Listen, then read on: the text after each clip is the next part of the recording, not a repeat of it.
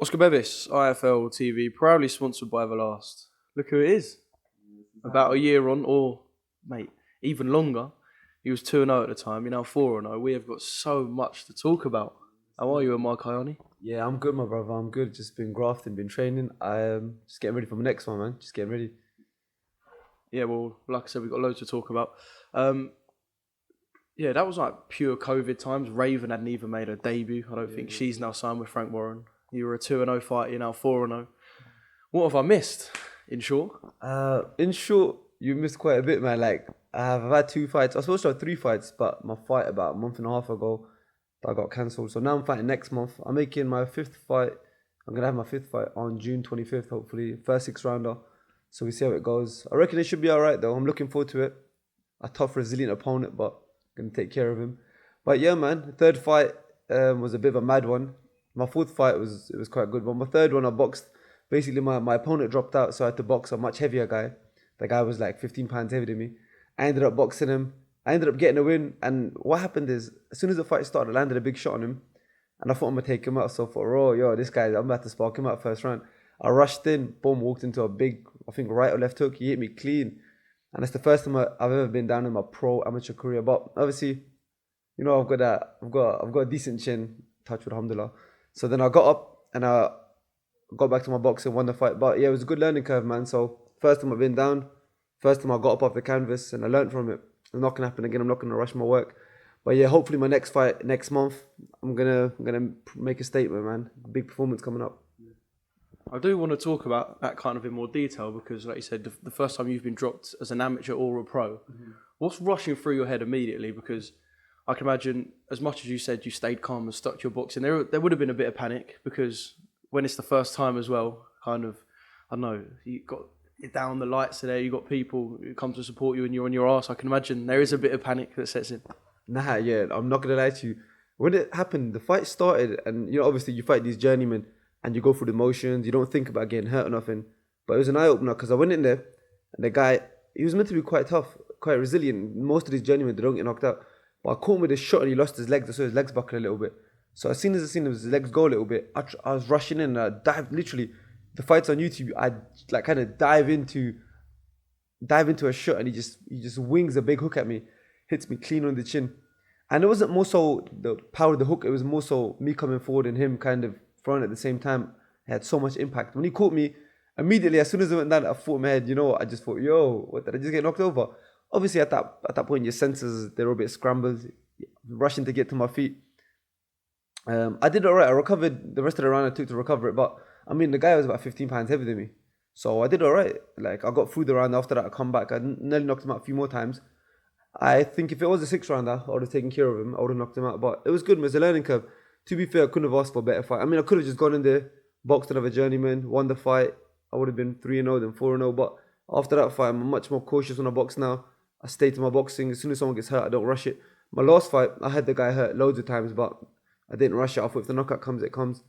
And it was definitely a good learning curve, man. And the next one, still, I want to go on to fight prospects literally after this. This is my first 6-rounder. After that, I want to fight another prospect, someone with a winning record. And I want to make a statement, man. I want to start bringing some straps home. Yeah. Do you think it kind of says a lot about how to take the early stages of your career? Because there's, you know, it's not uncommon to see fighters slip up against journeymen and lose. Like it happens week in, week out in this country when you see 3-0, 4-0 guys lose their O to journeymen. You know, you are a level above the people you're fighting at that stage in your career. So do you kind of think, I'm not saying you took it lightly, but is it one of them where you go in the ring and you kind of just expect, he's not really going to hurt me. So there's, do you know what I mean? There's a little bit, not complacency, but because you're not expecting to get hurt. Do you know what I mean? Yeah, no cap, 100%. That's exactly what it is. What happens is, I mean, like you said, you see loads of these guys that 3-0, 4-0 lose to a guy that's like 100 fights and like 3 wins. It's because they think they get complacent in the ring. You have to bear in mind, look, these guys have been boxing for almost as long as I've been alive. Like some of these guys are like 30-year-old, 40-year-olds, just boxing their whole life. They know how to take care of the ring. They know how to get sort of, their job is to get things out of prospects, essentially, innit? Literally. And the moment a journeyman, as soon as he sees, you know, this guy's a bit shaky, you know, if I can push him back, they put a bit of work on you. So you stay smart, you stay vigilant when you box. I mean, I learned from that fight. I learned a lot, man. It was just another prospect. Just another journeyman. But I took more from that than I would from just another unanimous win or another knockout win. Getting off the canvas this early in my career, I didn't expect to do it, but I'm glad it has happened the way it happened. I mean, I've had some hard fights in amateurs. I've had some hard fights, just sparring, hard spars. But yeah, I've never been knocked over. But yeah, man, it's a bit surreal when it happens, but I'm glad it did happen in a way, man. It's like a blessing in disguise, and I've learned from it. Going forward, I'm going to be cautious, hands up. Well, if you watch my last fight after that, you see it was a whole different fight. And now my next one coming up, going to do a bit more the same thing. Arms up, nice and tight, land my shots, get in and out. And hopefully going forward, man, I can just don't want to get knocked over again against someone that, against another prospect or something. So hopefully I did learn from it. Yeah. Well, like you said, an experience banked, and we move on. So June 25th is your next fight, and then I know Stuart was talking there potentially about one in July, but obviously June's sort of the main focus for now. And then after that, it's titles, no messing about. You want to end the year with some form of strap, be it maybe Southern Area, English, or kind of one of those starting straps. No, 1,000,000%. You know what I mean? I'm not spring chicken no more, man. I'm not one of these kids that started boxing when he was 6 and he's been boxing for like his whole life. Started pretty much boxing when I was 17. And, people that know me, they know why I started boxing. I started boxing because I'm not just bigging myself up, but we all started boxing, me and my family. We started boxing because we used to get into loads of problems on the street. We started boxing to defend ourselves. The only difference was I thought, I'm quite handy at this, man. I'm all right. And now I've been in there with like British champions and like the high level amateur champions and good pros, and I'm holding my own, I'm doing my thing. And I'm not one of them guys that's been boxing from a young age, 6, 7 years old. I started boxing properly when I was 17. So the last 10 years have been pretty solid, man. And now I think, I want to end the year on a high. I want to win a title. I definitely got, I've got big hopes. This year, definitely I want to pick up a strap, whether it be the Southern Area or the English title. Yeah, I'm definitely up for that, man. I suppose that's what you're in it for. Like, you can fight as many prospects, you can act like a prospect and fight as many journeymen as you want. But at the end of the day, you want to win straps, you want to be on TV, you want to make a name for yourself. Because I suppose if you kept just fighting journeyman, you'd get bored. And I can sense you're the sort of person who needs a challenge, otherwise it is just boring. Yeah, 100%, man, 100%. I mean, anyone could get to 20-0 fighting journeyman, but what's that? That's 20-0 just like you've gone down the drain. Yeah, you might be undefeated, but I'd rather have a proper challenge. And you know what? I think I'm good enough to beat a lot of the prospects out there at my weight. Sparring isn't fighting, like pad work isn't fighting. Fighting is fighting. When I'm in the ring, it's different when I'm sparring and when I'm in the pads or hitting the bag. So I think I'm definitely an on the day fighter. I perform better when I'm under the lights. So yeah, definitely, man. Going forward, I want to start stepping up. I want to get my first 6 round out of the way. To be fair, I wanted my last fight to be my first 6 rounder, but it didn't make sense at the time. But this one's the first 6 rounder. I want to get a few more 6s in, and I want to get some 8s in, and then hopefully get some title shots. Yeah. Will there be interest from promoters as well? I mean, I don't know if this is public knowledge. I'm going to say it anyway. You was asked to fight on the Wasserman Bill, Linus Adofia, Denzel Bentley. We know you're a man who can shift tickets. I can imagine you fight for a strap. Obviously, look, you've got to get your next fight out of the way and so forth. But you fight for a strap, win a strap. I don't know, this time next year, could we be back here again talking about you signing a promotional deal? I hope so, man. Yeah, I hope so. Yeah. So Steve Goodwin's my manager. He's a really good manager. I've been with him since I started, and I don't have no plans of leaving him anytime soon. But yeah, he rang me a few weeks ago and he asked me to box on that. Ask if I could box. Well, he messaged me asking me if I could box on that Wasserman show. I think it's next week.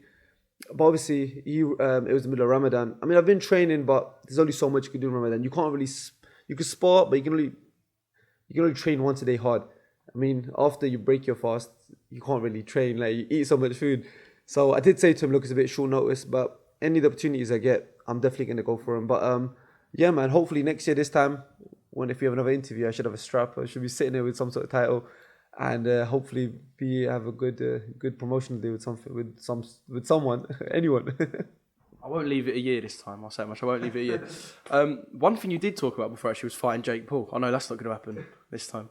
Kayani camp, mate. We were talking about how it can move on and what was going to come next. You were talking about getting in the gym and whatnot.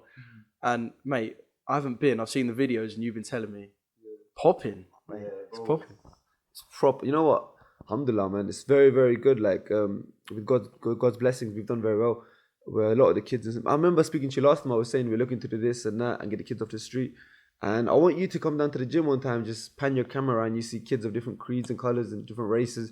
We're all training together. We're doing our thing. I'm leading the classes. We're just getting amateur affiliated now. So loads of the lads, we're going to get them in amateur bouts. We have pros down the gym sparring. I mean, I do some of my sparring there. We do circuit work. It's good, man. There's loads of different people there. And you know, you'll see kids that used to be proper troublemakers. And I wouldn't say I've taken them under my wing, but I've definitely helped them out a little bit. We've got them in the in the gym. We're working with charities now. We're trying to get funding from different people with like different organizations to do things for the youth in the area. So we're definitely trying to do the best we can in Slough, but only time will tell. We'll see how far we can take it. Well, I mean, I could come down and speak to people and, like you said, just pan my camera about, but it would be a good place for someone to do a documentary, like a proper documentary, because Slough's an area that needs things like this, because it is an area where there's a lot of problems, isn't it? Definitely, man. We're not far from Charleville, you're not far from the high street. I mean, even yesterday, someone just sent me a message today. I think someone was killed in Langley. May God rest their soul, man. I just heard about it yesterday. A young kid, heard he was a boxer too. I know there's loads of other boxing gyms in Slough that are doing very good things.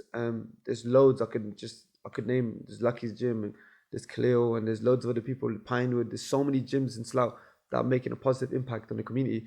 And we're all trying to do the same thing. We're all just trying to get these kids off the street, man. So we definitely calm down and see what we can. You do something for us, it'll be all right, man. I'm looking forward to seeing where it goes when you talk about you getting, was it amateur affiliated? The word as well. So essentially you will be a professional boxer and an amateur coach. You're going to be the busiest man in the world. Do you know what? I can't take all the credit for it because my older brother Zoeb, he does it with me. So me and Zoeb, we've been boxing and coaching since we were kids. We used to have kids in our back garden knocking on our door asking for pads. But we've been doing it for years now. So hopefully this time, not even this time, next year, in the next couple of months, we should get England affiliated. I've sent my emails across. There's a few little checks they need to do. When they come back to me, because we've got some good talent in that gym. It's not just like, I'm not the only boxer. There's kids that are really good. And I look at some of them and I think, yo, these lot have got talent, man. And it's just like the coaches at Wickham, Stuart and John and Les and Russell, these guys have taught me how to box since I was a kid. And I've kind of looked up to them. And now these kids are looking up to me and they're thinking, yo, we want to be like that guy. Do you know what I mean? So we're doing what we can and hopefully get some more talent. Let's talk theoretics. You guys are in an amateur tournament and you come up against Stuart in the opposite corner. That could happen, though. It could happen, but you know, man. Imagine if you coached a kid to do a masterclass over one of Stuart's boys. Stuart would probably knock me out in the ring after that. He'll probably drag me around the back now. I don't know, man. I don't know about that. I didn't thought about that. What will probably be like it will be like, you know, Wickham in my gym. Because this is my home gym. Like, even though I coach out of Kayani Camp's my gym, I grew up in Wickham, you know, in the Fight Factory, in this place. This is my home gym. Even though I own that gym, this is my home gym that I grew up in. So it's all relative. It's all together. We're all going to be like one family. All pushing each other on, all succeeding. Just before we cut it, I know you said you wanted a strap before the end of the year. Someone I know very well, Sam Gilly, is the man with the English title at light middle. Do you know much about Sam? Because when we were on the car journey here, I literally said to you, off camera, of course, what do you want? You said English. So I thought it'd only be right I bring up his name. You two aware? Well, obviously I know who he is, but do you know, I can't be one of them guys that just starts calling out these guys that win the titles, because I've never been that guy. I have to pay him his respects. He's probably got more experience than me. He's got more fights than me. So I've got to build my way up to him. But definitely, if he's got the title by the time I'm there, I'll fight him for it. But if not, he's probably moved on anyways. But yeah, all respect to him. I don't know much about him, but if he's got the English title, he must be a good fighter, man. And best of luck to him. You always feel a bit daft, like when people not push you to call people out, but you know when you see people call fighters out that you know have got straps and a bit more experience, and you kind of think, should they be doing? Do you know what I mean? You don't want to be daft and just sort of gun for somebody who is, of course, at the moment a champion. Do you know what it is? The thing is, you have to be realistic. Look, I'm 4-0. Like, this guy must be like, I don't know, he's probably 15-0 or something. Do you think realistically he'd probably look at you and go 4-0? And just dismiss that, yeah? Yeah. You might just think he's 4-0. Like, he's still got to get through. Look, I've only had 4 unders. I'm going to call out a guy for an English title and I've only had 4 unders. He's going to look at me like, what the fuck? You know what I mean? So I need to get my 6, 8 and 10, and then I'm going to call these guys out. Not even call them out. When the time comes. When I'll be in a position to fight for the title, I'll definitely take it. But I want to start fighting guys in a similar record as me. So another guy that's 4-0, that would be a good test for me. Another guy who's had a couple of 6-rounders like me.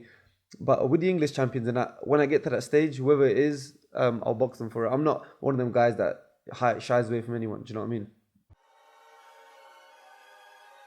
Welcome, Team Everlast, to the Team Everlast Fitness App.